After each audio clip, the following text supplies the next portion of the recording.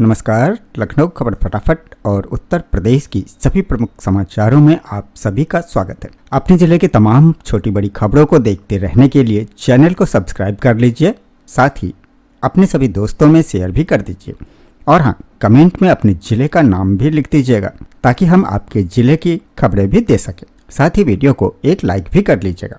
तो चलिए अब आइए बात करते हैं आज के मुख्य समाचारों की और साथ ही देश भर की तमाम बड़ी खबरों पर डालते हैं एक नजर। आपको पता होगा, दिल्ली में लाल किले के पास एक चलती कार में धमाका हुआ। इस घटना के बाद दिल्ली के लाल किले के आसपास समेत पूरे दिल्ली और उत्तर प्रदेश समेत कई राज्यों में हाई अलर्ट जारी कर दिया गया है। दिल्ली धमाके के बाद मुंबई, उत्तर प्रदेश समेत आसपास के कई राज्यों में भी अलर्ट जारी है। चप्पे चप्पे पर सुरक्षा एजेंसियों को सतर्क रहने का निर्देश दिए गए हैं। दिल्ली ब्लास्ट में उत्तर प्रदेश के अमरोहा के एक युवक की मौत होने की खबर है। वहीं यूपी के आगरा, गाजियाबाद और देवरिया के 3 लोग घायल बताए जा रहे हैं। पूरे उत्तर प्रदेश में शासन ने हाई अलर्ट जारी कर रखा है और साथ ही दिल्ली ब्लास्ट के बाद बिहार में भी हाई अलर्ट घोषित किया गया है। चलिए खबरों में आगे बढ़ते हैं। अगली खबर है फैमिली पेंशन को लेकर बड़ा फैसला। अब माता पिता दोनों को देना होगा लाइफ सर्टिफिकेट। सरकार ने यह नया नियम लागू कर दिया है। जिन माता पिता को अपने सरकारी नौकरी करने वाली संतान की मृत्यु के बाद पेंशन मिलती है, उन्हें अब हर साल अपना अपना लाइफ सर्टिफिकेट देना अनिवार्य होगा। पहले यह केवल एक को देना होता था, लेकिन अब दोनों को देना जरूरी कर दिया गया है। कार्मिक, लोक शिकायत और पेंशन मंत्रालय ने यह नियम लागू किया है ताकि पेंशन सही व्यक्ति तक पहुंच सके। अब तक जिन लोगों की बढ़ी हुई पेंशन 75% पेंशन दर से लाभ मिलता था, उन्हें लाइफ सर्टिफिकेट नहीं देना पड़ता था, लेकिन अब यह अनिवार्य है। वहीं पेंशनरों के लिए डिजिटल सशक्तिकरण के लिए डीएलसी अभियान 4 देश भर में शुरू हो चुका है। अब यह 30 नवंबर तक चलेगा, जिसमें अलग अलग कैंप लगाकर डिजिटल रूप से लाइफ सर्टिफिकेट वेरीफाई कराए जा रहे हैं। चलिए अगली खबर देखिए। लालू यादव परिवार को मिली बड़ी राहत। बिहार चुनाव के बीच लैंड फॉर जॉब केस में सुनवाई अब अगले महीने 4 दिसंबर तक के लिए टाल दी गई है। वहीं अगली खबर है उत्तर प्रदेश के मुख्यमंत्री योगी आदित्यनाथ का बड़ा फैसला। अब यूपी के सभी स्कूलों में वंदे मातरम का गायन अनिवार्य होगा। सीएम योगी ने गोरखपुर में एकता पद यात्रा के दौरान कहा कि कोई भी धर्म राष्ट्र से ऊपर नहीं है और अब प्रदेश भर के सभी स्कूलों में वंदे मातरम का गायन जरूरी होगा। आगे अब देखिए बागेश्वर धाम से जुड़ी बड़ी खबर। पंडित धीरेन्द्र कृष्ण शास्त्री की पदयात्रा में कई मुस्लिम लोग भी हुए शामिल। उन्होंने कहा कि हमारा भी हिंदू राष्ट्र को समर्थन है। यह अनोखी पहल रही हिंदू मुस्लिम एकता की, जहां मुस्लिम समुदाय ने भी जय श्री राम के नारे लगाए और कहा कि हमारे पूर्वज भी श्री राम ही हैं। तो वहीं दिल्ली ब्लास्ट के बाद बागेश्वर धाम के पंडित धीरेन्द्र शास्त्री की सुरक्षा भी बढ़ा दी गई है। 2 अतिरिक्त पुलिस कंपनियां उनकी सुरक्षा में लगाई गई है। उन्होंने खुद कहा कि मुसलमानों को गालियां देने वाले कभी हिंदू नहीं हो सकता। अब आगे देखिए आधार कार्ड से जुड़ी बड़ी खबर। उदय की तरफ से लॉन्च हुआ नया आधार ऐप, नए फीचर्स और बेहतर सिक्योरिटी के साथ। अब घर बैठे ही आधार से जुड़े सारे काम हो जाएंगे। इस ऐप में गोपनीयता और बायोमेट्रिक लॉक फीचर मिलेगा। QR कोड से डिटेल शेयर करने की सुविधा और एक ही मोबाइल में 5 फैमिली मेंबर के आधार कार्ड रखे जा सकते। यह ऐप प्ले स्टोर और ऐप स्टोर पर आधार के नाम से उपलब्ध है। ऑफिशियल ऐप ही डाउनलोड करें ताकि किसी तरह का फ्रॉड न हो। यह ऐप ऑफलाइन भी काम करेगा और बिना इंटरनेट के भी डेटा देखने की सुविधा देगा। अब आगे चलते हैं आर्थिक खबरों की ओर। तो तंबाकू, सिगरेट और पान मसाला की कीमतें बढ़ने वाली है। मीडिया रिपोर्ट्स के मुताबिक सरकार इन उत्पादों पर नया टैक्स लगाने की तैयारी में है। संभावना है कि बजट 2026-27 में इसका ऐलान किया जाए। वित्त मंत्री निर्मला सीतारमण ने देश के प्रमुख अर्थशास्त्रियों के साथ प्री बजट मीटिंग की है। सरकार टैक्स स्ट्रक्चर में बदलाव की योजना बना रही है, जिससे इन उत्पादों की कीमतें बढ़ सकती है। अब बात अगर उत्तर प्रदेश के मौसम की जाए तो मध्य और उत्तरी भारत में शीतलहर का प्रकोप जारी है। दिल्ली, यूपी और बिहार में ठंडी हवाएं चल रही है। हिमाचल प्रदेश में सीजन की सबसे ठंडी रात दर्ज हुई है। मौसम विभाग ने आने वाले दिनों में और ठंड बढ़ने की चेतावनी दी है। अब देखते हैं अगली खबर। उत्तर प्रदेश में इलेक्ट्रिक व्हीकल अब टैक्स फ्री होंगे। सब्सिडी के साथ बड़ा फायदा मिलेगा। 10 लाख की गाड़ी पर 90,000 रुपए तक की राहत और हर साल टैक्स में बचत। यह राहत 13 अक्टूबर 2027 तक जारी रहेगी। वहीं खबर लखनऊ से है। सहारा शहर को विधानसभा बनाने की तैयारी। इसके बाबत एलडीए ने शासन को रिपोर्ट भी भेज दी है। लखनऊ में गोमती नगर स्थित सहारा शहर में विधानसभा बनाने की तैयारियां हो रही है। जिसके लिए एलडीए ने शासन को अपनी रिपोर्टें भेजी है। साथ ही यूपी में राहुल गांधी पिछड़े और दलित वर्गों में सोशल इंजीनियरिंग अभियान चलाएंगे। 12 नवंबर को इस अभियान का मसौदा तय किया जाएगा।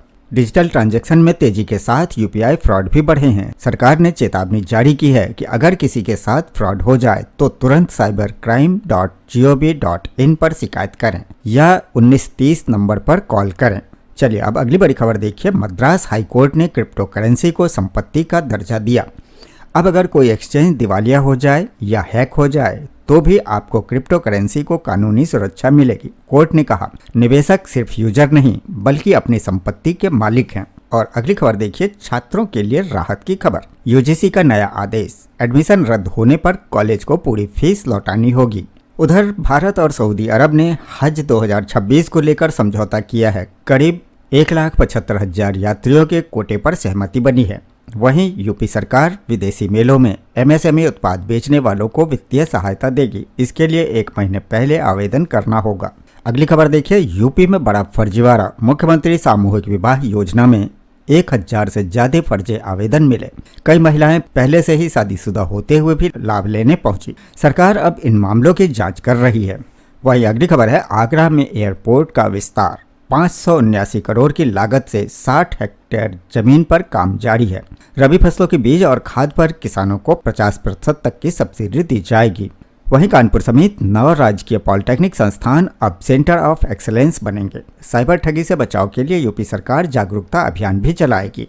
वहीं टेक न्यूज में देखा जाए तो पेटीएम ऐप का नया एआई वर्जन लॉन्च हुआ है।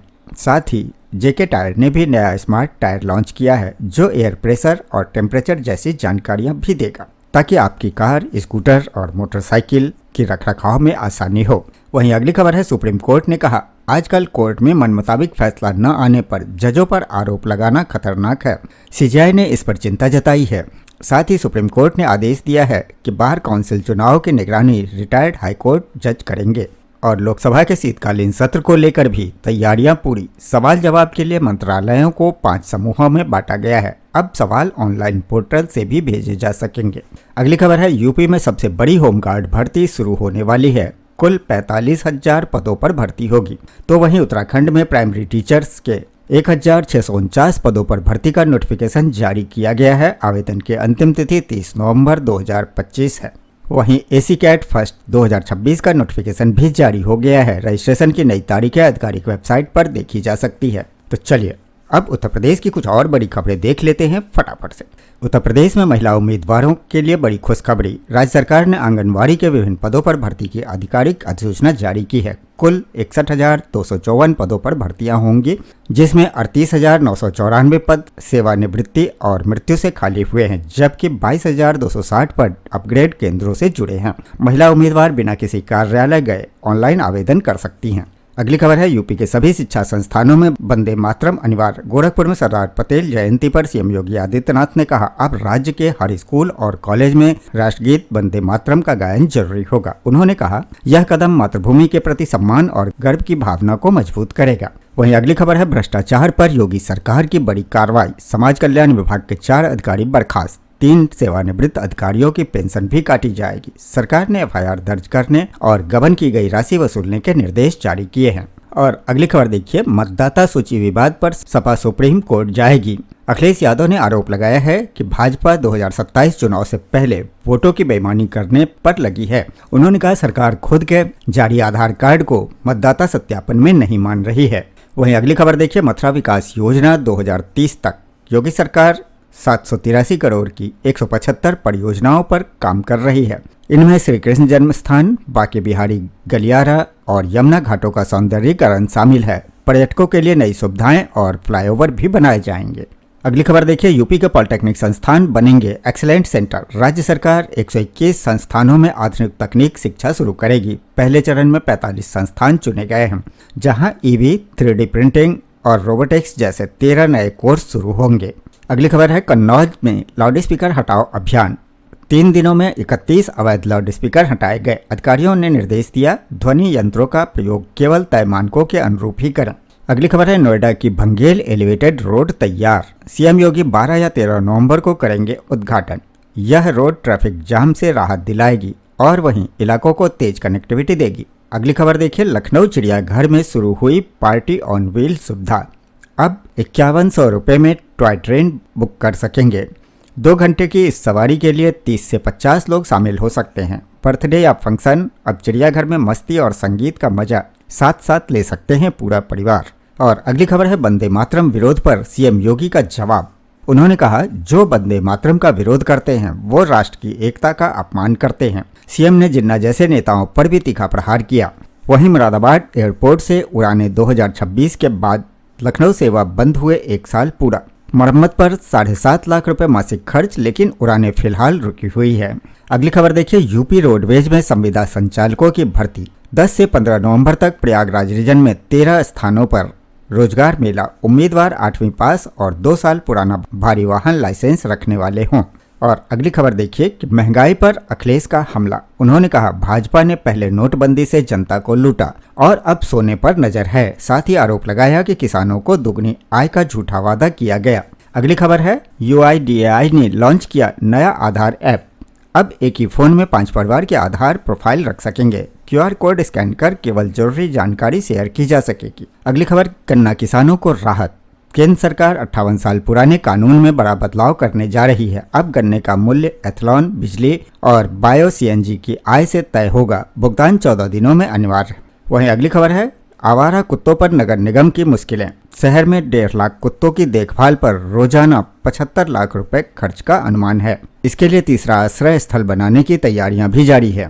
वहीं अगली खबर देखिए, बनारस खजुराहो वंदे भारत ट्रेन शुरू। ट्रेन सप्ताह में 6 दिन चलेगी और 669 किलोमीटर की दूरी 8 घंटे में तय करेगी। बनारस स्टेशन पर इसका प्राइमरी मेंटेनेंस सेंटर बनाया गया है। और अगली खबर है, गोरखपुर से सीएम योगी ने शुरू किया यूनिटी मार्च। सरदार पटेल जयंती पर निकाली पद यात्रा 20 नवंबर तक चलेगी। प्रदेश के हर जिले में नेता और कार्यकर्ता एक भारत श्रेष्ठ भारत का संदेश देंगे। वहीं अगली खबर है, मुरादाबाद का स्केडा प्रोजेक्ट अधूरा। 45 करोड़ की लागत से शुरू हुआ प्रोजेक्ट 3 साल बाद भी पूरा नहीं। ऑप्टिकल फाइबर और कंट्रोल रूम भी अधूरा। शहरवासी झेल रहे हैं बिजली कटौती की मार। और अगली खबर है, दिल्ली ब्लास्ट के बाद यूपी में हाई अलर्ट। अयोध्या, काशी, मथुरा में सुरक्षा कड़ी। पुलिस, डॉग स्क्वाड और कई टीमें सक्रिय। वहीं मेरठ सिटी का कायाकल्प। 98 करोड़ की लागत से स्टेशन को आधुनिक रूप दिया जाएगा। हर प्लेटफॉर्म पर स्वचालित सीढ़ियां और यात्रियों के लिए नई सुविधाएं मिलेंगी।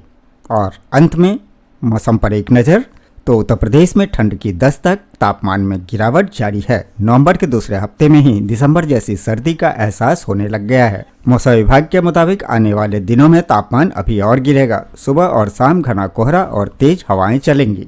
तो ये थे लखनऊ सहित उत्तर प्रदेश की तमाम छोटी बड़ी खबरें, साथ ही देश दुनिया की हर बड़ी खबरें पर एक नज़र फटाफट से।